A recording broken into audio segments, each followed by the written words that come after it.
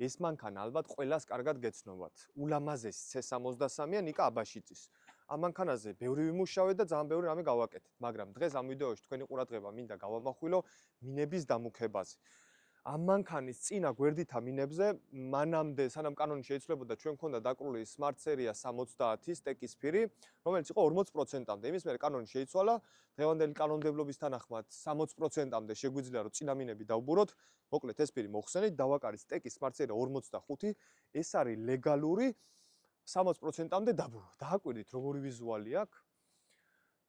კუთხიდან როცა უყურებთ, არაფერი არ ჩანს, ძალიან მაგრად ირეკლავს ფირი და მოკლედ ძალიან მუქი ჩანს და ყველას გონია რომ 100%-ია დაკრული. სინამდვილეში ესაა 60%-მდე.